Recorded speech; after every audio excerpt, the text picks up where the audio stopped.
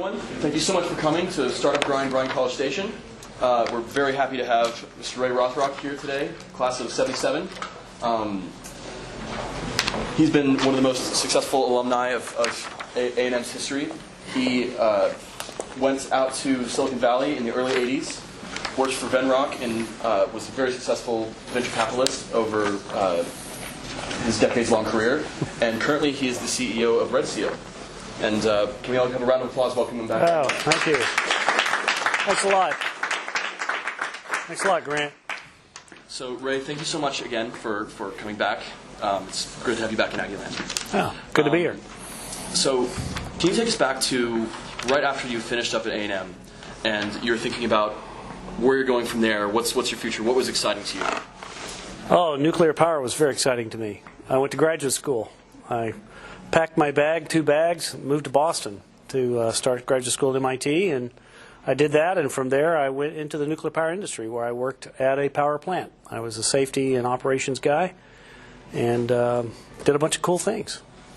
So what inspired you to make the switch from being an engineer to going to business school at Harvard and then find yourself all the way at the other side of the country in San Francisco? Yeah, well, it's not a straight path, but you may recall in 1979 there was a nuclear power reactor accident in the United States called 3 Mile Island. And I was at another plant, but we all, of course, felt it in many ways. And the industry kind of took a pause, and the pause accelerated. And ultimately, I made a fundamental decision to pack up and move to California. At the time I was working for Exxon Minerals in their nuclear fuel cycle business, and I remember it quite distinctly. What I couldn't get in the car, I just left it on the curb and drove west. And I got there in 1981, and I'm a National Geographic reader, and in February of that year, the cover story was about Silicon Valley. You know, I had Steve Jobs and the Intel guys, and just the whole scene had happened. Simultaneously along that way, I had bought an Apple II computer. My personal computer while I was a nuclear engineer was a CDC 7600, which is about as big as this hotel, if I recall, punch cards and all that. But now I had this thing that I could play with and touch. And so I did some more nuclear work in California, ultimately landing my first non-engineering job at Sun Microsystems, which was a startup computer company. The word startup was not cool. It wasn't a thing. Venture capital wasn't a thing, yet it was a venture-backed company. And I learned about venture capital there. And while I was at A&M, Mr. Stark, Wayne Stark, who some of you may know and remember, was very influential in pushing many of us out to go see the world, figure out what's going on. And he encouraged me to apply to Harvard Business School then, and I did and got accepted. I also went to MIT instead. Anyway, at Sun, I met Meredith, my wife, who is here, and she was extremely supportive. If not, you're going to Harvard Business School now that we are where we are. So we met at Sun, got married while I was at business school, and really went to business school with the intention of getting into venture. In those days, going to one of the big business schools, Harvard, Stanford, Chicago, Penn, those guys, Wharton, was really, that was the union card to get into the venture business. It's very different now. The venture business back then was 50 firms, $1 billion a year was deployed. It's grown a little bit since then. A little bit, yeah. It's $100 billion this last 12 months, and there's about 1,600 firms. So it's a very different world. So I got on in the beginning. But anyway, so it was a hard right turn. I made a decision to really pack it in and head out west where I thought there were some opportunities, and it played off. It paid off in many ways, including meeting Meredith. Absolutely. So Silicon Valley wasn't Silicon Valley when you first moved there. It was just another city in America. Yeah. Which happened to be the place where Apple and Intel had started. Right. But it wasn't this beacon of innovation or startups that it is today. Yeah, today they'd call it App Valley or something like that. They wouldn't call it Silicon Valley, right? Back then it was all Silicon. Right. Fairchild and Intel and Shockley, and on and on and on. So software dominates. Yeah. But so what did you see that changed during the time that you were there to help transform it into the special place that it is now? Oh my goodness. A bunch of stuff. Big changes. One, capital was. Well, let me tell it a different way. In the 90s, in the late 90s, when the internet happened in like 91, 92, in that era, that zone, and suddenly venture capital exploded quite dramatically. It went from a couple of billion a year to, in 2000, it was 103 billion. So find me an industry anywhere on the planet that grew from 2 to 100 in a decade, and you'll see massive changes. So The Economist actually went out.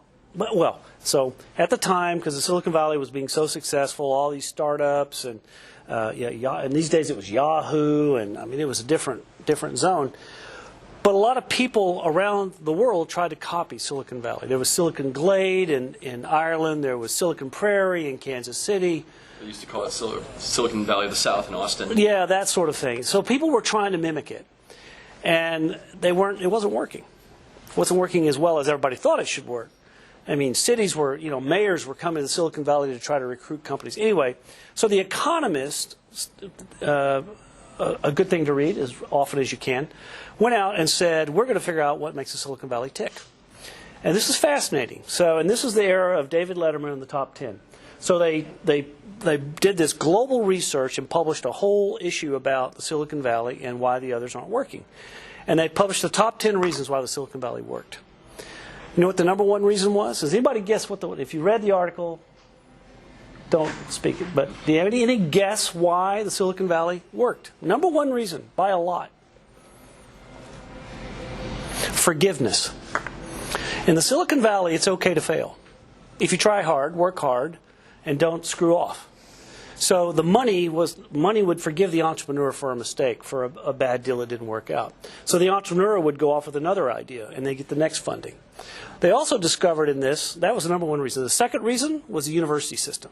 They had Stanford, Berkeley, Santa Clara, even San Poly down in southern. Anyway, Santa Barbara became a big laser university. Anyway, they had all this intellectual talent being created there. Stanford was the primary driver because of the dean of engineering there had put Stanford on the map after World War II. So we had forgiveness of capital, we had lots of talent, and then we had an established legal and banking system that would take risk. If you want to go get money, you don't go to the bank and borrow money without an idea. You have to have collateral. But the banks in Silicon Valley might loan you the money if you had a big VC behind you, you had a balance sheet and a good idea. So it was this risk-taking slush that just kind of whooshed around. They observed also, by the way, that the further east you went, the less forgiving the capital was. In New York, you never got another job. You were blacklisted. In Europe, they might break your legs, and in Moscow, you might wind up in the river. And they talked about this in this magazine. It was very fascinating because in New York, Wall Street, with entrepreneurship and startup companies, stockbrokers had a lot of cash, and so people would sometimes go to Wall Street friends and just get a bunch of angel checks, raise $3 or $4 million, and then they'd lose it, and that was it. So, and they had evidence of that in this story. So, what changed? What changed was capital arrived. Wilson Sonsini, which is a dominant law firm, is now 50 years old this year, by the way. So is Venrock, 50 years old this year. So this thing started working together. The better companies had teams. Apple was 3 founders. Sun was 4 founders. Oracle was 3 founders. Google was 2 founders. I mean, doing it by yourself wasn't cool. So the culture was a team. You just have your Paul and John to make the Beatles work. Yeah, right. It took a whole thing to pull it off. So, and it just got institutionalized. And now I like to call it many shots on goal. So if someone has a great idea, it's not a secret, and everyone will go off and try to do it better than the next guy. And that's actually very healthy, right? Because you kind of want the best thing to win. I mean, did we think Google was the best search company? It was the best, but it wasn't the first. It was the 7th. Facebook was about the 4th of those, And what was Napster was the first record company, whatever it was, and it was a total failure. Yeah, long gone. Because people would take those ideas and make them better. And that's what the Silicon Valley is all about. Right. So one of the reasons I bring up the Silicon Valley and how it came to be what it is that was long, I'm sorry. No worries. But it's exactly what we want to be talking about. So here at Startup Grind, one of the biggest reasons that people who are in this room are here is most people in this room want to be entrepreneurs or be involved with startups or be part of that community. And over A&M's history, it hasn't always been as prevalent as Berkeley or even at UT, and it's something that we all desperately want to change. Yeah. So what do you see as a path forward for A&M and a way that A&M can mimic some of that, maybe not mimic it, but do it in its own way? Yeah. So, let's see. Part of the success of a university creating this environment where entrepreneurs, professors start things and do things is that you have a pretty open, liberal policy of letting them go do it. And I don't know what the system is like here now, but for a long time, I would occasionally get a phone call. When I was on the foundation board, I'd get a phone call from the system, and I go down there, and their mentality just wasn't good. MIT pioneered the notion of outsourcing technology from the labs at MIT. In fact, at Venrock, we invested in many of the MIT spinouts. The university gets 5% of the company, common stock. They go out and raise the money, and if you get diluted to 2%, that's fine. If you never get diluted, that's fine too. But the point was there was a lot of freedom. And interestingly, Stanford copied that. Colorado Boulder copied that. But some schools, like Wisconsin, Texas, Kansas, and I've been to these places, Pennsylvania, did not. Why? Because they had this mentality of royalties. Like, are you going to go create something, you're going to sell something? And in the Midwest, believe it or not, it was seeds, right? Pioneer Seed was a venture-backed deal, massive royalties. It was a Venrock deal, by the way, in the early days. And Wisconsin was one of the investors. And so they're still collecting royalty checks. Well, that's what the idea was. It's our idea. You can go develop it, but you're going to pay us a royalty forever. Well, in that case, you're not encouraging the company to go public. You're not encouraging the company to get big. You're just encouraging the company to just sort of churn and burn and create same old, create profits. That's a great business. But if you want to really create wealth, you want to create equity wealth, you don't do it that way. And it's taken some of these people a long time to get over. That's certainly one obstacle. And I've seen it. I mean, I've been to Wisconsin, and some people now are doing it with biotech, royalty-based. I just think that's a bad idea. Sometimes it seems like universities have a hard time operating like the nonprofits that they are. Yeah, well, that's for sure. And look, there's I think the politics are thick in universities for good reasons. It's not like there's not a relationship between an investor and an entrepreneur. You've got this thing called a university, which is a giant gorilla that has lots of mouths to feed and lots of things to satisfy. It complicates it. So the less friction you can have between the entrepreneur. Between the university and the entrepreneur, the better it is, because you give them that freedom to run. So, that's my opinion. If you were during your time that you were at Venrock and working in venture capital, what were the key things that you looked for in a company, or particularly you talked about teams, the people in those companies? Yeah. What were the key things? There are four basic things we tried to evaluate in every deal: the people, the product, the market, and the financial requirements. And you can, as we did Series A, we were first money in. Often we would see a slideshow, literally, maybe that or a PowerPoint, and we would make a judgment on the market and so forth. And we used to have a rule that says never invest in software that hasn't been written. That was wise. Wise. A lot of people come to you. Yeah. But it is about the people, and the sort of class. I wasn't there for this conversation, but I did know him, Steve Jobs. There are people who can will things to happen in some way. They're perfectionists, or they have a certain style about them. They have charm. It depends on what you're trying to do. If you're going to build a pharmaceutical company, you better have great science, and you better be able to knock down risk over time so that you can raise the $200 million you're going to need. If you're an app company, you better have very agile development and be fast about it. So you look for the things, the characteristics that will make the company successful, and do the leaders have that? I invested in a company called Cloudflare. It just went public last Friday, and the CEO was a lawyer. One of our other policies was never invest with the CEO as a lawyer. Why? Because they like to negotiate. And it was quite a negotiation, but we got in the deal, and it was a very successful thing. But he was quite good. And it turned out, you never know how it's going to turn out, but I'll just give you one little Cloudflare story. So Cloudflare's early. They got their network up, and we're starting to have the age of these attacks. And there's a group called Anonymous. You probably remember their symbol. They were in the Cloudflare network using Cloudflare IPs to perpetrate their badness. And the FBI would knock on the door of Cloudflare because they chase the IPs down to Cloudflare. And Matthew, being a lawyer, would say, let me see your warrant. They wouldn't have a warrant. He says, well, you're not allowed in. And he says, you're not going to touch my servers until I see an official order from the Department of Justice order. But his legal mind actually helped the company build by defending, because in his case, he believed that if he let the FBI look at his servers, that all his customers, he would lose trust. And he was very big on that. And he wasn't a developer, but he was a business model guy and a relationship guy. And that turned out to be very important. We see that happen all the time today with people being much more protective of their information, and even for like a company like Apple wins so many people's trust because they defend and they don't relinquish to searches nearly as easily as their competitors. Yeah, that's a lot of value. That's a big policy thing to talk about. It's funny. We had a deal back during the CD-ROM era that somebody came in with some incredible technology, and they were so proprietary about it. We never signed an NDA. VCs don't like NDAs. We don't sign them. And the reason why is because we used to tell the entrepreneurs, and this is true, if you see 10,000 deals a year, if you don't do the deal, you're going to forget. Believe me, you forget. You may remember the name and the face and maybe a tidbit about the company. But you can spill all your proprietary guts on the table. I won't remember it next week because I've now seen another 50 deals. And that's just the way life is.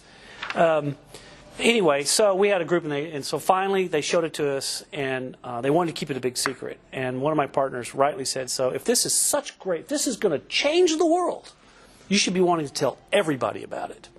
Because you're ahead, and you're going to have to maintain that leadership position in order to make the company successful. And I think that's I think if you've got something great, get on with it, right? And work fast. People find out about it eventually. They sure will. But speed's your greatest advantage. Patents and stuff like that, not so much. Right. So if you were to say to Aggie entrepreneurs in this room, in the university in general, or former students, as they're entering the workforce, for someone who's there where you were when you graduated A&M, of course you went on to do a little bit more academics. Took me a while. Yeah. But when you're entering the workforce, what's the thing you that excites you the most that you say people should go into? What skills do they need to be useful in today's workforce? Salesmanship. You need to know how to sell something besides band candy in high school. Salesmanship is required for the technical people. It's required for the business people. Look, if you start a company, there are three constituencies you have to sell. You have to sell for the money, so you got to sell investors on your idea. And that means you got to know everything about it, be able to stand up and defend it, admit when you don't know something, and then ram it home when you do. But you got to sell investors. Second is you got to sell employees. You got to get people to come work on it. You can't do it by yourself. Nobody ever did anything by themselves. So you got to sell employees. So you've got to articulate the mission. You got to get them to work hard. You got to get them to work 20 hours a day when they don't want to work 20 hours a day, or whatever it is. If you think it takes 3 months, tell them you're going to get it done in 2. You got to be able to motivate people that way. And then the third thing is you got to sell customers on whatever it is you built. So you're a salesperson as a CEO. And by the way, if you're a great engineer and a great engineering manager, you got to sell the system on what you're doing and why you're doing it and so forth. So you have to sell. And that's a plain word, and I don't mean like, exchange ideas for money so much, but you've got to be able to convey what you're doing, why you're doing it, and why whoever you're conveying it to should think it's important and to jump on board, whether it's with their money or their time. I'm glad you bring that up, because it's something that's interesting about Silicon Valley is that oftentimes I think there's many startups that believe that if the product is just good enough, it'll carry itself and I don't have to do anything. And it's such a myth that any startup is able to just magically be Google or Uber or Facebook. It doesn't just happen. Yeah. It's a lot of convincing, a lot of turning heads. A lot of hard work. Right. And time. It took Cloudflare 10 years to get public. It took Google 7 years to get public. And they raised, I don't know, $500 million. So you don't do it for free either. So you got to be able to convince others. The thing about Aggies are joiners of sorts, right? We like to join things, and an observation, and that sort of naturally gets you involved in other organizations. You got to learn about that organization, so you kind of learn some natural selling skills. So I think there's some of that there. But look, good salesmanship's hard to find, and it is essential. The other thing, Mr. Stark used to have a few comments about it. One was, he said, keep your skirts clean because you never know when you'll be back. And that just basically means, you're known by the company you keep. Do good things. Don't screw anybody over. You just don't know when you're going to come back. There's a scene in the Broadway show Annie where she's sitting on Daddy Warbucks' lap, and Daddy Warbucks, he's the CEO of this big thing in New York, and she turns to Daddy Warbucks and says, "So, Daddy Warbucks, why are you so mean? How did you get to be so successful? Why are you the way you are?" He says, "Because I never planned on going back." And but that's not the real world. The real world is you may very well come back. Just as I met your father on an airplane 6 years ago, and here we're sitting here having this conversation. What if I was a jerk to your father then? You would know that. Right. So it's a small world. So you got to keep your skirts clean. That's what Stark used to say. Just got to be nice. Yeah. So when we spoke earlier, you talked to me about the great concept of compound interest and how Albert Einstein once said the most powerful force in the universe is compound interest. Yeah. Can you take us down sure. that idea? Sure, absolutely. So this is an observation by my wife, actually, came up with this idea. Yeah. So, compound interest. See, if you're in a room of people, sometimes I would like to ask, what is the most powerful mathematical expression in the world? And invariably, most people say it's E equals mc squared, right? Energy, mass, enormous things, and the whole universe is powered on E equals mc squared. But Einstein said, oh no, it's compound interest. And his notion was, you take $1 and you put it in savings, and a year later you have $1.05. And then if you leave the interest in there, the next year, not only did the principal of $1 compound, but also the 5. And so you had almost $1.10 or $1.11. And it just keeps growing over time. And of course, if you leave your money in the savings account for 30 years, it turns out to be a pretty big number at the end of the day. So the notion I had about that was, well, geez, in life, you sort of go through collecting. You have principal, it's you. You go through collecting bits of interest. You go to school, you develop relationships, you develop business relationships, friends relationships, you live in different cities, whatever. But you collect all this stuff over time. And if you put it in your compound interest formula, and next year use those relationships or use that knowledge that you got in college or whatever, that compound interest will compound again. And so it grows very fast. I don't know what the interest rate is, but it's pretty high, right? And the observation goes, so here I am, I'm 25 years of VC, an engineer, and now a CEO, and I'm getting phone calls from very interesting people. Ernie Moniz, Secretary Moniz, Secretary of Energy, in the last administration, calls me up and says, right, and I know Ernie sort of through the business, but he calls me up and says, Ray, I'd really like for you to join my board here at Nuclear Threat Initiative, the NTI. It's a think tank in Washington whose mission is to get rid of nuclear weapons. And I go, how can why me? Because it's an interesting board, but I think about the compound interest that got me there. It got me from the nuclear. I did all this nuclear. And then as a VC, I was very successful in cybersecurity, became pretty well known for doing that. And the world today worries about cyber and nuclear. And so Ernie's sitting there running this organization, and this is a topic. He says, well, who do I know that's got both of those skills?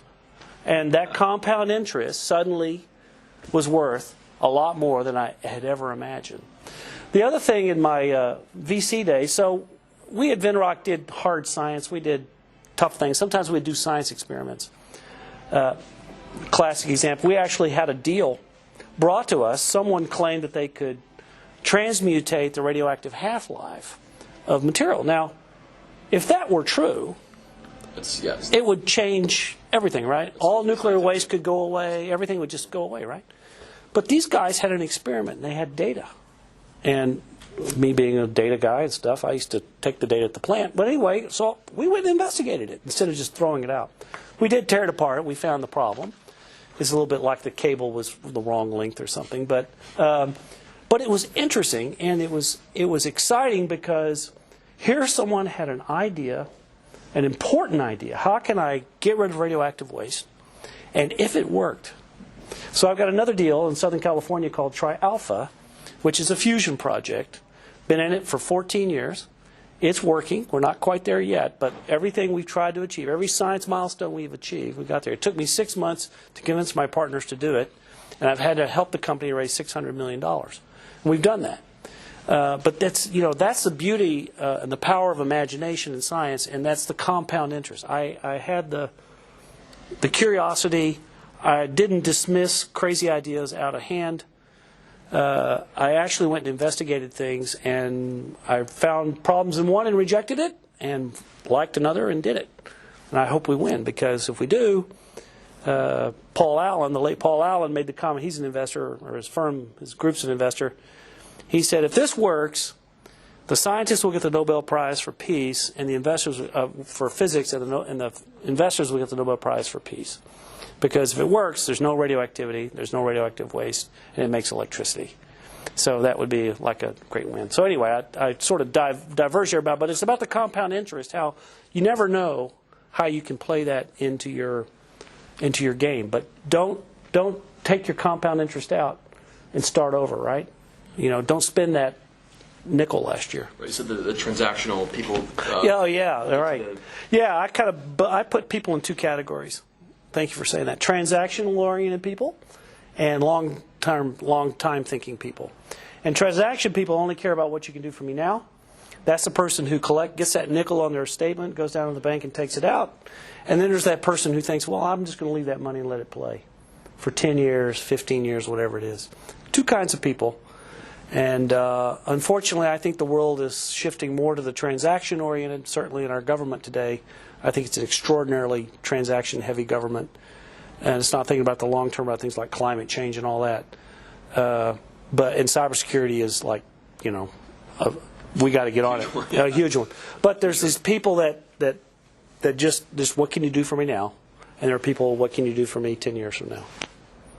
It absolutely is what separates the wheat from the chaff. Is all the time you'll hear people who go, if I can just make it into Deloitte, McKinsey, and that's it. And then they'll work there, and and that's the. What was the statistic you told me today? It's believe it or not. So I forget where exactly I read this, but it's something like 60% of Americans after graduating high school or college will never open and read a book from start to finish. So 60%. Yeah. So in high school you'll read because you're told to. In college you'll read the textbook because you have to. But then once you leave, the drive to you think you're done. You think you're done. You go, well, my learning's done. I've learned what I need to learn, and I've got my job. And it's such a different. Some cases that's true, but mostly it's not. Mostly. So let me ask you. So you're now CEO of RedSeal. Yep. Congratulations on the sale. Thank you. What is it like being a CEO after years of being a venture capitalist? What do you look for? How does it change your perspective? It's hard. It's really hard being a CEO. I worry about everything all day long. For the longest period of time, I worried about cash. We sort of lived hand to mouth. Yeah. Very transaction oriented, let me tell you. Get the big deal, take the cash, invest it, and so forth. Company's got to eat first. It sure does. Pay the bills. As an investor, you make a decision to put money into a company, and you do. But you don't have any direct control. The only thing an investor, and then you have to be on the board of directors to have this control, is you control who the CEO is. That's the only thing you can do. is fire or hire a CEO. Period. That's all you can do. An investor, activist investors get on boards in order to do that, right? Because they can't get into the company and change things. But when you're a CEO, everything is now fair game. And your job is to find the best people, recruit the best people, execute the business plan, and not run out of money. And so it's a gazillion details. And I kind of knew that getting into it. I get a lot of email every morning. I wake up, there's 300 or 400 messages there. But one of the things I was worried about when I got into RedSeal is like, okay, now I got 150 people. I'm going to have now more email than I can deal with. So I told everybody I don't scroll on my email. A mail browser is only about that big, holds about 8 lines, 9 lines. And I just told people, I said, don't bring me a problem without a solution, and don't write long emails, because I won't read to the bottom. I will not scroll. On the second day when I got there, they put a sign on the door that says he does not scroll. And everyone got that message, but the CTO still writes these 5,000-word things. But you have to kind of create a culture. I created a culture of urgency, that we don't have time. We can't study things. We got to do things sort of 80% and get it done and move on. I created a culture of transparency. You would not believe what I found in the drawers, the promises made to people in writing and stuff. It's just incredible. So I created some transparency, and our pace picked up, our quality came up, our customers liked us better because we were transparent with them, what we could do and couldn't do. Anyway, that was the role of CEO. This is terrible, but hand-to-hand combat of sorts, right? But I had to figure out who was good and who was bad, what I needed to keep and what I needed to reject. Venture capitalists don't have that problem. If I had a bad day as a VC, I could just shut the door in the office, not answer the phone, do some email, play some video games. Not that I ever did, but as CEO, you can't do that. Even if the door's shut, people will knock on it and walk in, and you got to be prepared. I call it context. You context shift every minute. Something's happening every minute of the day. Absolutely. So it's hard. It's very hard. I really admire these amazing CEOs, guys like Elon Musk or Steve Jobs. Steve Jobs was the CEO of 2 companies simultaneously. I don't know how. I don't know. It's incredible. Every single one of them wants your entire day, let alone having to split between 2. Yeah. Plus everything else in the world that you want to do. Yeah, it's crazy. So as you've now been, actively working in cybersecurity during your tenure as CEO, yeah. What have you seen in the space of cybersecurity that scares you the most, or what do you think is the most important problem that needs to be solved? I promised Janet I wouldn't scare her. We'll keep it. So related to that, I'm going to ask myself a question. So why did I do this at RedSeal? So in 2013, there was a Target attack. You may recall Target, the department store. They had a big attack. 40 million records were stolen. Big news. Target, Fortune 50 company, lots of engineers. They had all the software that I'd invested in for 20 years before that. What went wrong? What broke down? The malware was in. People's information was flying out. And what occurred to me was that all that perimeter protection, all that detection, all that stuff wasn't working anymore. So I went, aha, this hacker is in. So they're inside our network. How'd they get in? Well, it turned out phishing is the number one reason, by way more than you think. And we all have phished. We've all been phished. Believe it or not, you may not have known it. But you can train and stuff. But people still make mistakes. So assume the hacker's in. So if the hacker's in, how do you deal with it? And so RedSeal's technology was uniquely positioned to understand the network and do the analytics on the network. So if the hacker was in, we could tell you what was at risk and what was not at risk, where they could go, where they couldn't go, if you were in compliance, not in compliance, all based on the architecture and the network guts, the ingress, the egress, the compliance, whether you're in or out. Apple uses our software to figure out if you can get from one conference room to another in a VPN. Just simple things that people don't do. And so we focused on that, and it took off. Now we did 50 million last year. When I got there, it was 17. It's a pretty big, heavy piece of software. It does an amazing amount of analytics. But it was about this sort of change. So my view about RedSeal, it's very mission driven. I only hired people who really bought the mission, that we need to do the basics right, and we're going to help people do the basics right, and it's perfectly okay to make money and save the world at the same time. So that's what we've done, and right. And obviously, this new investor thinks that too, and we're taking it a company at a time, quarter at a time. I mean, it's absolutely one of the most important spaces as the world keeps getting more and more complex. And I didn't answer your question though. I'm sorry. So what scares me is the fact that not everybody uses RedSeal. That's what really scares me. That's a mission statement right there. Yeah. Well, so I think to finish, one more question before we move on to questions from the audience. But now that you're at the end of the tunnel here, not that you're at the end, you're just at the beginning. But you got all these years of experience under your belt. What do you look back and what would you have told yourself back as a young student today? What would I have told myself? What have you told yourself? What would be the piece of advice you'd impart on someone who's eager and looking to tackle on the world?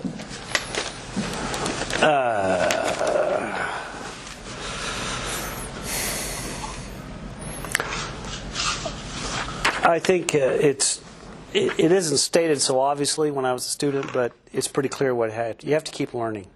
You cannot stop learning. It's to your book thing about people don't read books. I'm not doing nuclear engineering anymore. I'm barely able to even understand what code looks like. But I am really good at selling and marshaling resources for a mission. And you don't get that in school. You learn that from people, you learn it from mentors, you learn it from experiences. Mr. Stark made all us Starkies take, for the engineers, for example, we had to take a bunch of liberal arts courses. Well, there was nothing more pukey than taking a liberal arts course if you're a nuclear engineer, but I did. And I really credit his insistence, I'll say, for really helping me take it. So, for example, Maslow's hierarchy, right, about human motivation. I had no idea what that was, but I took sociology and learned what it was. I took philosophy, learned how to tear apart writing to get its essence and how to argue, how to make cases, and all that. And he was right. The fact that I can remember that and I can't even tell you what fixed law is anymore sort of tells you everything, I think. Because I don't count neutrons anymore. But it's a process of learning. I'll tell you one of the fun things that in learning, it's like my favorite movie is Apollo 13. And Apollo 13 is, I've seen it, 50 times. We've seen it 50 times. There's so many. I've actually put clips of Apollo 13 in some of my motivational speeches sometimes because it's so telling. It was crisis management, short time, finite resources. This scene where how do we get this round thing into this square hole and all that sort of stuff. But it's full of management lessons about how to do that. The great scene in the Gene Kranz is on the board and he's talking to all the lead engineers on all the pieces of the spacecraft. And the guy on the limb says, well, the limb wasn't designed to do that. He says, I don't care what it was designed to do. Tell me what it will do. That is so important. And in this company, when I took it over, it's like, I don't care what it was designed to do. We're going to make it do this because it has to do this. We have to fire that rocket to get these guys home. And you don't learn that, when you're in school. So the thing is, you need to love to learn and you need to keep learning. And I don't know where that comes from, and anyway, that's what I would say about that. Can't agree more. It's a mission that we should all aspire to maintain over the course of our life. Yeah, really. It's fun. It's fun. Well, great. I think with that, we'll open it up to questions in the audience. Does anyone have any burning questions for Ray? Burning question. Yeah. Go ahead, Edmund. Go ahead. Yeah. You said something about climate change. Oh, yeah. And, if we look at technology, the Industrial Revolution and so on, 100 years ago, we didn't really have a way of destroying the world. Now we've got multiple ways of destroying the entire world, right? And you're scaring Janet, by the way. Sorry. But the concern is, a lot of people are, still denying climate change. There's a lot of denial about, the planet will never change. But the reality is the Industrial Revolution has gotten us to a point where we can make dramatic impacts on the world. Yeah. And how concerned are you about people denying the world changing and not looking at the future about what it could be if we don't solve some of the issues? I am very concerned, and it terrifies me that the evidence is so crystal clear. You don't have to be a scientist to understand it. And when there aren't a lot of deniers. There are just a few deniers in very important positions.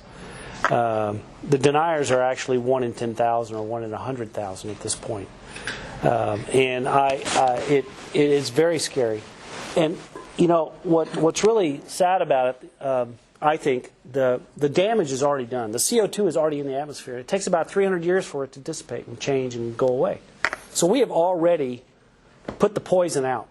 And even if we could stop all the CO2 tomorrow, it's still going to heat for a long time. We have the problem. The problem's here. So now it's about mitigation. How do we take the CO2 out? How do we accelerate the natural processes? And that's a much harder scientific problem. So, but I am I'm mad, very mad about it. I've personally been involved in advocating for advanced nuclear energy in Washington. I got Moniz to actually change policy at the DOE to adopt a Silicon Valley many shots on goal policy. I've gotten Congress, not me, but a group of us have gotten 3 laws passed in Congress to work on opening up nuclear, because nuclear generates energy without pollution. And the world needs energy. The energy is the elixir of life. Again, Apollo 13, that engineer comes from the background and he says, guys, without power they die. Well, that's the Earth. Without power, mankind dies. So we just got to stop making it the way we're making it and make it in a better way. And you don't have to be a PhD to do the arithmetic that wind and solar, it's very important, but it will not solve it all. Nuclear will not solve it all. Batteries, it takes all of those things together. And a cohesive, powerful investment. And then I think about, do we have the capital? Yes. Do we have the intellectual capital? Yes. But, we just burned $1 trillion. Our deficit hit $1 trillion this year on stuff that, wasn't much. Only $5 billion of that trillion went to the Department of Energy's science. Only $5 billion. The whole research budget of the U.S. government is $60 billion. Why is that? It's our taxpayer. We should be telling our representatives something. You get me going here. Sorry. But I've been to Congress. I've testified on this stuff. And when I can get an audience, I'll bend their ear. It's funny. Let me just... Are people locked into certain behavioral biases? I think they're not learning, and they're not listening, and they're not thinking. It's just not thinking. How can you not think? And look, let's take this for example. Let's assume CO2 is not the issue. Why should we continue to pump it out like we do anyway? Let's just stop it. We should just stop it. We stopped putting soot up the stacks because it was ugly and it was depositing dirt on our cars. We stopped it because it was ugly. We fixed the Love Canal because it caught on fire. I mean, we should just fix these things, Unfortunately, the CO2 thing is very long term. So it's very, very problematic. Very problematic. But I will just say this. You think you know your government. You think you know your... So these 3 laws, we had them written, passed by the House and Senate, and President Obama wouldn't sign them. Democrat president would not sign them. When a new administration comes in, these laws, sometimes they get carried over and they're repassed. They're repassed, and President Trump signed them within 45 days. Boom, done, gone. I don't think he knew what he signed, frankly, but he did. And I don't care. They're signed, they're in place, and they're taking action. In fact, one of them just kicked in this last summer. So anyway, you just don't know how it's going to happen. But this denial stuff is just bull. It's just wrong. It's just wrong. Yeah, sure. I agree with you. Got another good one here for me? Well, I was going to say, I agree on nuclear. I wish we did more nuclear, but yeah. I think you nailed it. It's about people and their understanding and about anything. So people, believe that they're more likely to get killed by nuclear than anything else, and just realize that they need to stop driving on the highway. That's the first thing to increase your odds of living. and the nuclear is about as safe as it gets. But you're never going to convince, I don't think, the average Joe out there. Yeah, the Greens, the part of the the EDFs and NRDCs, all those guys. I've met with all of them, and the people who I fear the most are the ones that won't listen to a rational argument. But the EDF, we actually have their ear, and they're worried that nuclear is just too expensive, and it is in its current form of technology, frankly. And but they're willing to listen if we can prove to them it'll be cheap, because they believe economics is very powerful, and it is. It's embarrassing that the French have something we don't. Yeah. Well, Get rid of it. yeah, they will. They'll shut it down. They're ahead. I mean, we, Yeah. we 80% of their power comes from nukes. two brand new plants Yeah. a long time ago. Yeah. They're built Middleton and shuts them down within, Yeah. Oh yeah, we go on all night about this, my friend. So tell us about. Oh, go ahead. What? Tell us. I'm more interested. I'd like to hear more of your thought about. What?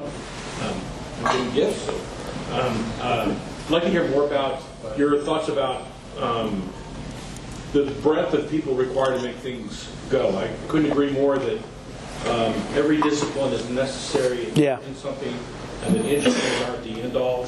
I are one, and I used to think that way, and then I got smart, but it was only after I graduated that I learned. Well, diversity is a pretty powerful thing, and I think diversity of skills is a pretty powerful thing. And nobody has all the secrets, nobody has all the magic.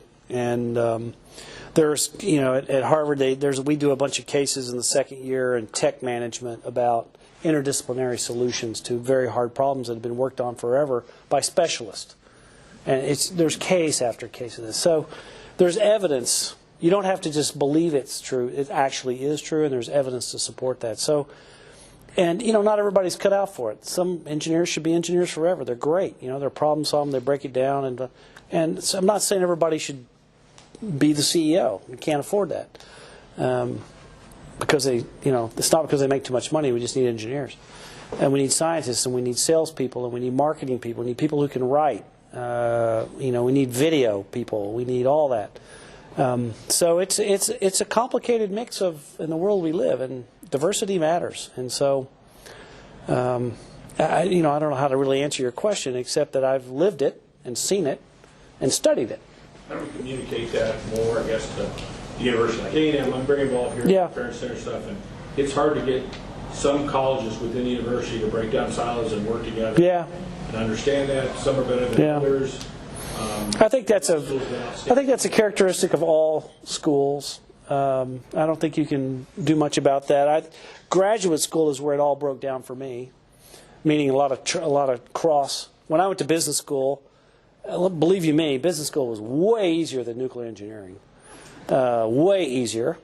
But I met a lot of people who were not engineers and a lot of people who were financial types, and I learned a lot about their vocabulary and how they viewed the world, and it really equipped me to be able to talk to non-engineers about things that I thought were important and technical. So, but it was at that level of my education, not my undergraduate so much, but my graduate level that really opened my eyes to that power. And that was one of the Starks things. Go to grad school. Go to grad school. That's where things start to change. And you meet people more like yourself who are on a mission or on a goal, or they have ambitions. It isn't for everybody, but it's a place to start if you have an interest. So that's what I tell people.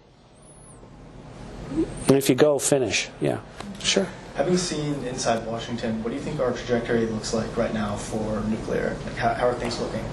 Well, oh gosh, it's a long answer. It's actually positive, but the slope is too low. It's not fast enough.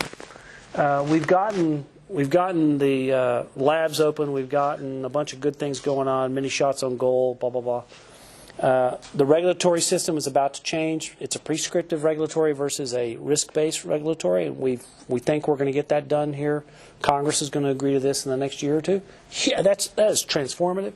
What's missing is the money, and they call it the something of darkness or the valley of darkness, whatever it is. When you have an idea and then actually implementing it, and it could take a lot of money to get from here to there.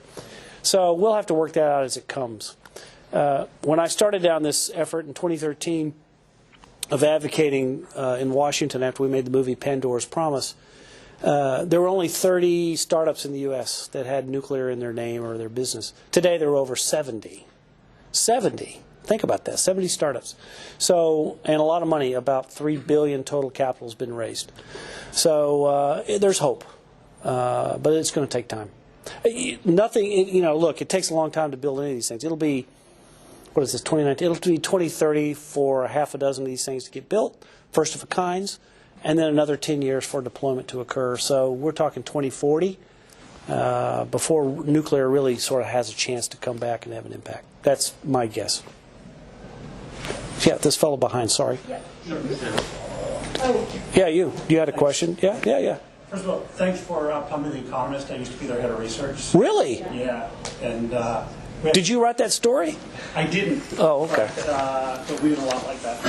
And we did work for NTI while I was there as well. Oh, did you? Yeah. So is Sam Nunn still in charge? He is. He's the founder. Right. Right. So I spent 15 years in Asia and moved back to Texas about 2 years ago. And I run an AI firm here. Moved everything to Texas.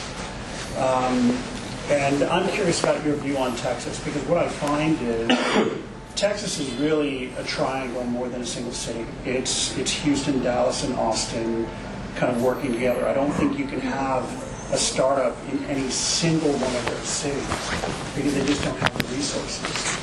Is that kind of, what's your view of Texas? So we're based in Houston. We can't get the developers in Houston to do our work. We have to have our development center in Dallas. Interesting. So what's the outside view? I mean, how is Texas viewed as, I used to be with Red Herring, and I wrote all these Red Herring about, different, when they were trying to replicate Silicon Valley everywhere. Yes, you remember those days too. Yeah. And so, the idea that Texas could replicate Silicon Valley, it's just not Silicon Valley. Right. So the model I've come to is that Texas is really just a triangle. And if you're going to have a Texas-based company, you have to operate in all three places. But I'm curious what your view is. I mean, you come back and the sweet part about College Station is it's right in the middle. Right in the middle of it all, yeah. I'm on the international board for A&M, and I think A&M underestimates its geographic location because it's right in the middle of those three places. We used to say A&M was 90 miles from everywhere, right? Yeah, exactly. Yeah. So it's perfect, but nobody. And the center of the civilized world. There you go. Absolutely. Well, you should get here. That's his problem. Yeah, you should. I was going to say you should get Elon to put in his hyperloops between the cities and between here and there you go. When the train comes, that will help. Yeah. But right now, you cannot get here without taking hours driving. You should be broker from Houston today. So I'm from Dallas today. But I have a house here, so I can stay tonight. Yeah. So I think you bring up an interesting point. So I spent a lot of time in Austin at UTIMCO, and I did some deals there as a VC. It's much more entrepreneurial. It's a liberal culture, if you will. People are willing to experiment a little bit more. Houston, the biggest balance sheets on the planet are in Houston, so there's a lot of capital there. But it's kind of a manufacturing town, and then Dallas, of course, is a financial hub of Texas in some ways. All the financial guys have their headquarters in Dallas if they have Texas presence. So that's a very good. I hadn't really thought about that because in Silicon Valley, there's Sand Hill Road where all the money is, but it's not 3 hours. It's 30-minute drive to Cupertino, or these days 2 hours to San Francisco. What? 3 hours lately. Yeah, as I say, 2 hours to San Francisco. But the other thing I think that's different, I don't know, I'm going to make a statement, I don't know if I can back it up, but one of the good things, when I lived and worked in New York trying to do deals in California, a lot of deals I'd find out kind of when they were done. And so it was very clear I had to be present to win. And so we moved to California. We wanted to always move to California, but we moved there, and everything changed, right? Because now I'm at Bucks. I see friends, I see other investors, I see entrepreneurs I know, and there's just this natural flow of information, natural flow of ideas and relationships. And I don't know that you're right. We're missing that in Texas. There's no place where where's the big watering hole in Houston or Austin?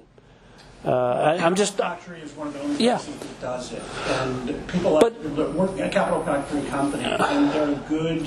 Well, I'm talking about something different than that. I'm talking about Bucks. This is a commercial place that people go and have a chicken fried steak. Yeah, That's not a capital factory. yeah, no, you're right. It's just where people socialize and exchange ideas freely and comfortably. Yeah. They're not under the auspices of this thing called a capital or whatever it is. I just wonder about the stricture. Maybe I don't know. And Distance is hard here. It is I hard. actually set up the company in Singapore, which is tiny, and I would meet 30 people a week there. There you go. Here, I've got to drive 2 hours to get Yeah, that's a pain. because human capital in Asia is terrible. It's terrible. It's expensive. The quality's low. I tried to do it for 15 years. It just doesn't work. And as Wow. much as I try to disprove it, Americans are the most innovative people on the planet. I mean, there's no way to get around it. Yeah. Americans are the most innovative people on the planet. But why not? I didn't want to deal with the cost of the West Coast. I didn't want to deal with the legacy kind of you fail and you're done of the East Coast. I went to school in Boston. My undergrad was here, class of '93. But I lived in San Francisco through the industry standard days. Yeah. Red Well, the days. explosive times. Yeah. But I didn't want to go back. And Texas, for me, so what we do is related to manufacturing. It's kind of AI for manufacturing, this sort of thing. So Texas is perfect because we're in the middle of the country, but the quality of life that I can get here is pretty amazing.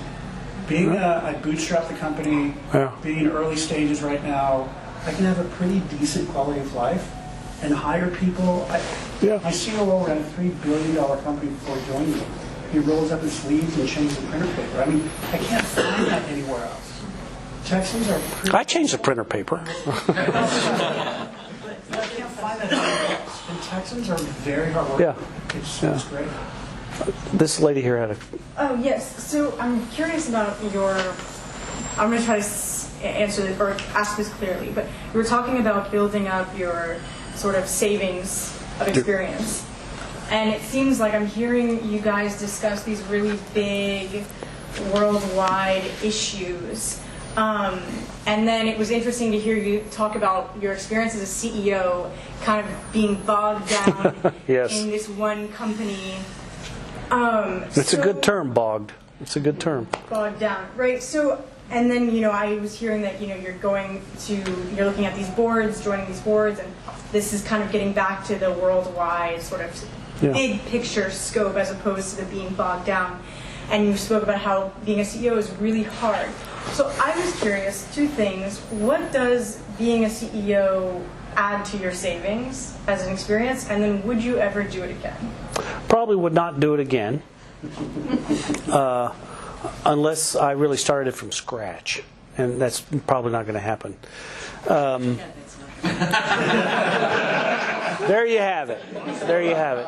What it added to my savings was a new, I kind of wish I'd have done it before I was a VC, because now I appreciate the difficulty of it. The human capital side of it, to pick on the gentleman's comment, the human capital side of a business, a startup company. I'd been in a startup, so I thought I knew what it was all about. But when you're responsible for a startup, that's very different. And the good thing about having been a VC before a CEO, you sort of know what matters. Cash. I mean, the second day on the job, my CFO was there, and I turned to Bob. And I said, "Bob, how much cash do we have today?" He didn't know. He jumped up, ran out of the room, and came back with the number. Every day, he gave me the cash number at the end of the day. These sort of simple things, and so I got to apply those simple metrics to the company.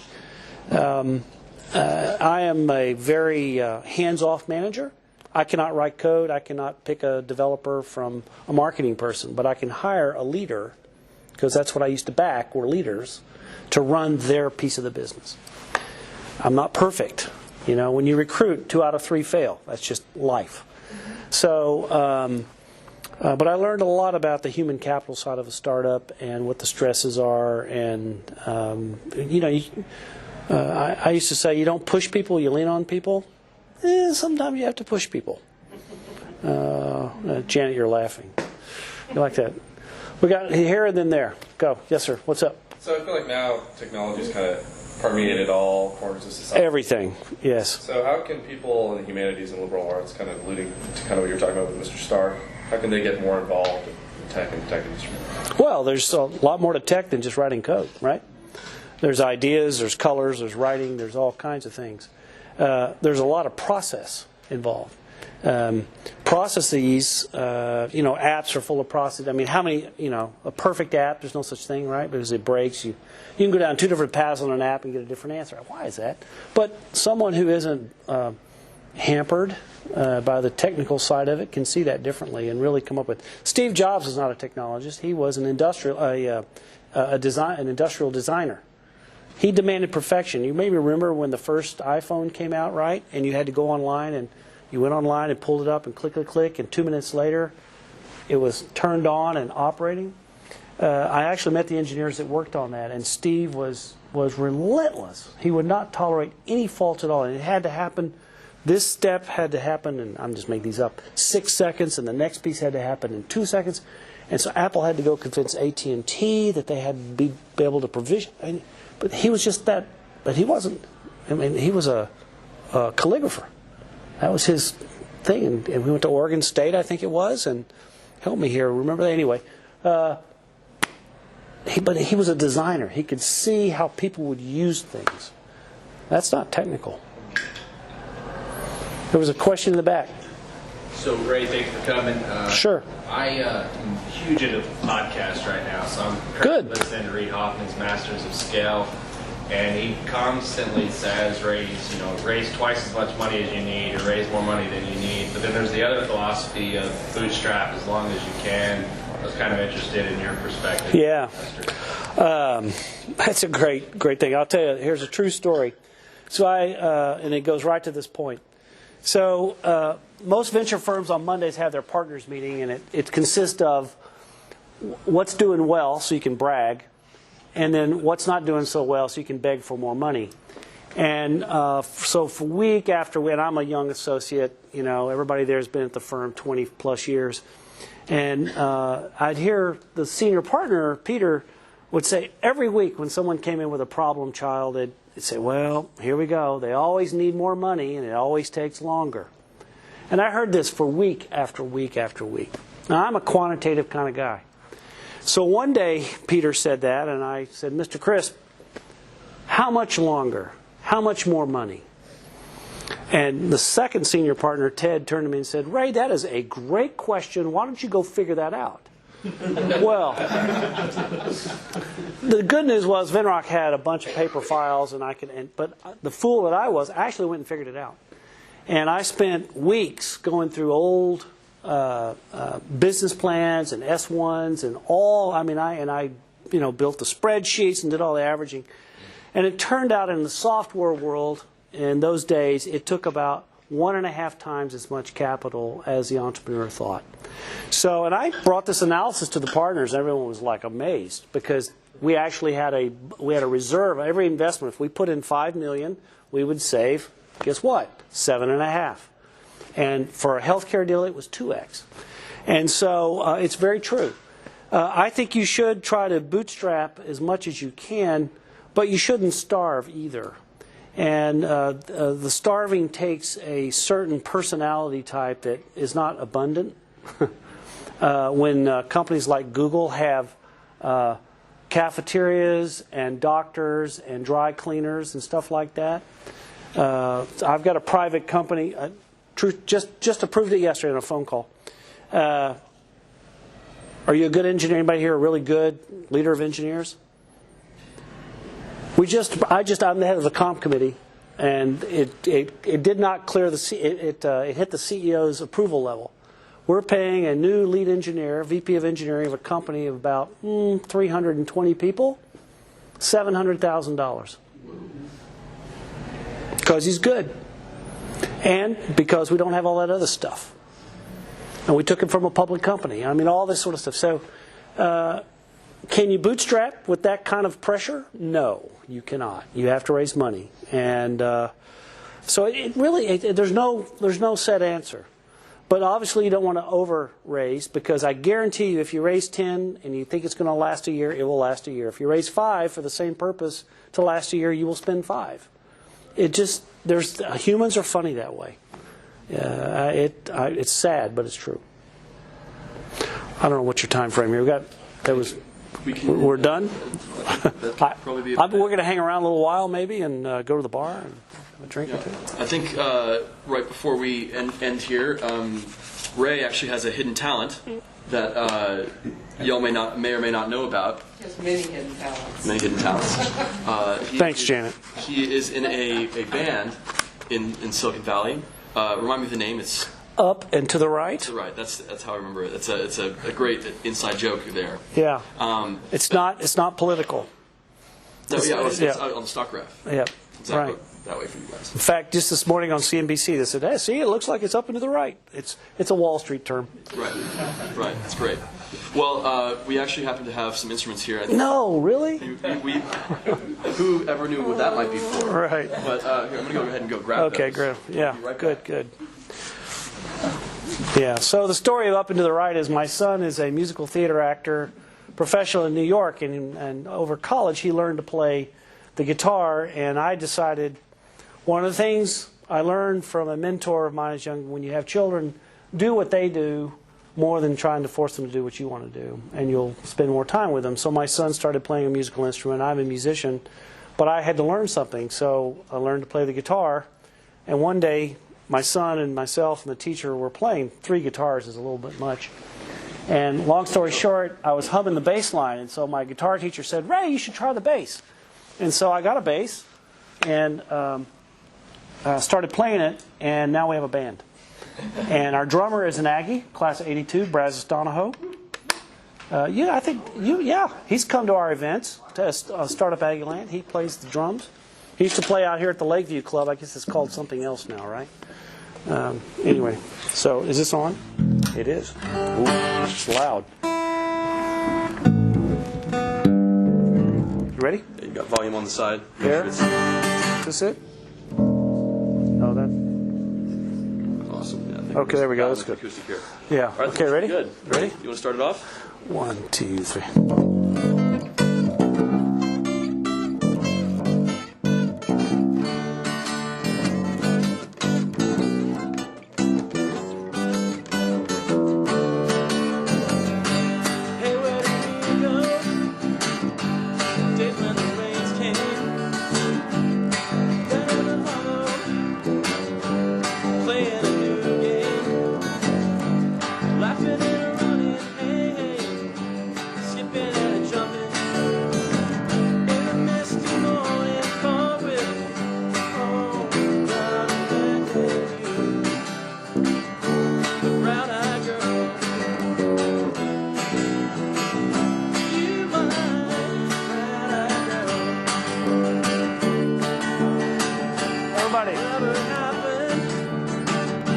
But we used to say la la la la la la la la la la la la.